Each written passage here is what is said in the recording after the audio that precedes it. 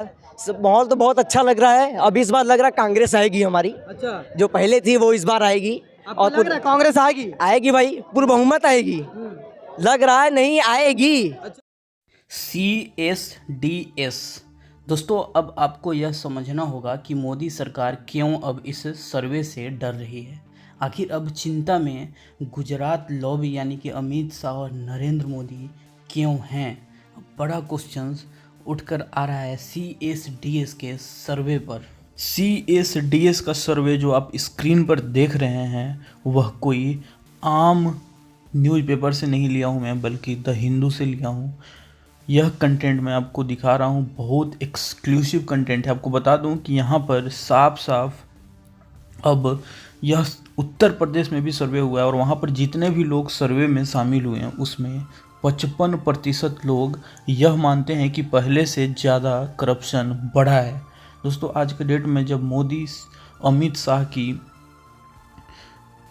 जरूर होश उड़ गए होंगे इस सरकारी सर्वे से। सर्वे की जो सबसे बड़ी निर्णय सामने आई है वह यह है कि 2019 में जो प्री पोल सर्वे हुई थी उसमें अगर 40% करप्शन था तो आज 55% करप्शन है 2024 के प्री पोल सर्वे में जो CSDS के द्वारा कराया गया है।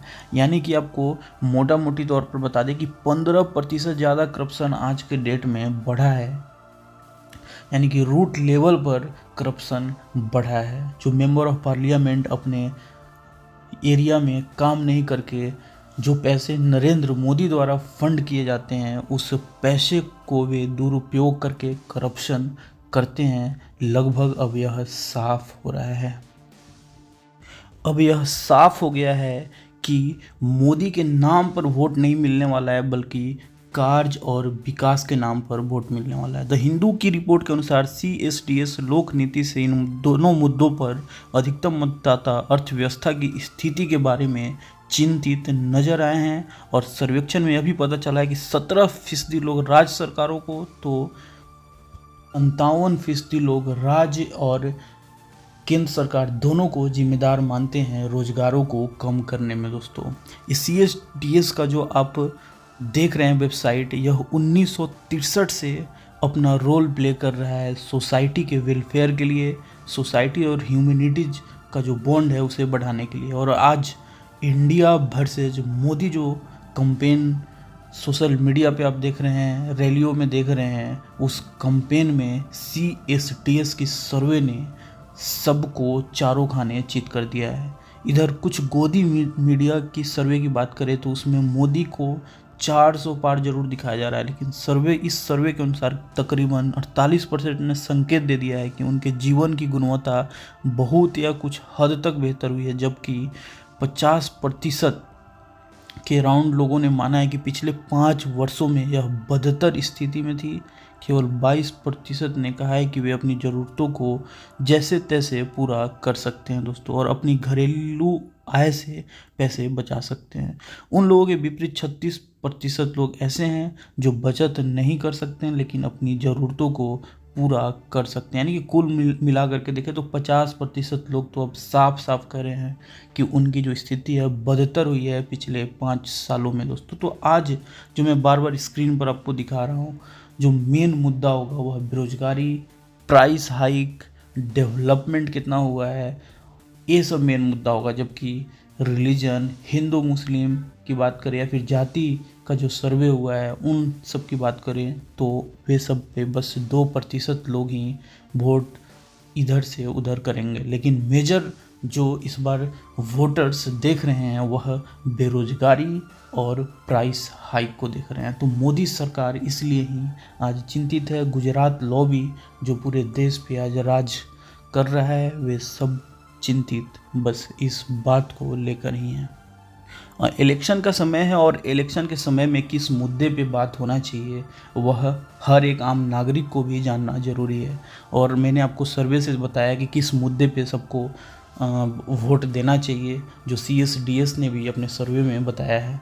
मोदी को जरूर विकासशील पुरुष के नाम से जानते हैं, लेकिन वे केवल अपर लेवल पर ही काम करते हैं। बड़े बड़े प्राइम मिनिस्टर्स आज तक वे काम नहीं किए हैं जो PM मोदी ने किया है, चाहे वह रेलवे का इलेक्ट्रिफिकेशन हो, या फिर रोड का विस्तार हो, लेकिन आज मेरा मानना है कि रूट लेवल पर जो मोदी बीजेपी के मेंबर ऑफ पार्लियामेंट हैं वे करप्शन ज़रूर करते हैं। तभी CSDS सर्वे में लोगों ने इसकी खुलासा की है कि करप्शन काफ़ी बढ़ा है, यानी कि रूट लेवल पर उन पैसों का दुरुपयोग ज़रूर हुआ है। अब मामला पलट रहा है। इधर अखिलेश यादव राहुल गांधी इलेक्शन में मुद्दे की बात कर रहे हैं, तो वहीं बीजेपी कुछ हिंदू मुस्लिम करके ही अपने वोटों को बेरोजगारी और डेवलपमेंट जैसे बातों को अलग थलग कर दे रहे हैं। और इस वजह से आज इस CSDS की सर्वे ने गुजरात लॉबी की रडार को हिला डाला है। दोस्तों, आपकी क्या राय है, आप ज़रूर कमेंट में बताइए, ताकि आम नागरिकों को आप जैसे सभ्य लोगों का कमेंट पहुँचे और उन्हें भी पता चले कि आखिर लोगों का विचार किस तरफ है और किसे वोट देना चाहिए। इसलिए आप सही कमेंट अपने एक्सप्लेनेशन के साथ ज़रूर कीजिएगा। दोस्तों, कि 24 का चुनाव में बहुत टक्कर है। इंडिया गठबंधन जो है वो कह रहे कि इस बार सरकार नहीं बनी, बीजेपी की सरकार बनी तो संविधान बिगड़ जाएगा। बीजेपी कह रही है 400 के पार। क्या लग रहा है? 400 पार वगैरह तो कुछ होना नहीं है। हाँ, क्योंकि सबको मालूम है हाँ। इन्होंने पहले से जुमलेबाजी की है और ये भी एक जुमला ही है। बीजेपी कहते हैं कि मोदी की गारंटी है और हर एक रैली में मोदी जी कह रहे हैं कि भाई मोदी की गारंटी है। इस बार जो है तीसरी बार जो सरकार बनेगी तो भ्रष्टाचारियों पर सबसे ज्यादा कार्रवाई की जाएगी। सबसे ज़्यादा पूरे भ्रष्टाचारी तो बीजेपी के वॉशिंग मशीन में साफ हो रहे हैं। हाँ। इसीलिए कोई ऐसा नहीं है। ये जो है अभी गारंटी का की 15 लाख देने की गारंटी हुई, वो पूरी नहीं हुई। हाँ, अभी पिछले चुनाव में, विधानसभा चुनाव में हाँ। 3000 रुपये महिलाओं को देने की बात हुई थी, वो अभी तक 3000 में ही मिले। लाडली योजना, लाडली बहना में, आयुष्मान कार्ड तो बना दिए, लेकिन दवाखाने में जाओ तो अधिकतर दवाखाने लगता है ना 10 सालों में काफी बीजेपी ने काम किया है। नहीं, हमें तो नहीं लगता कहीं काम किया है।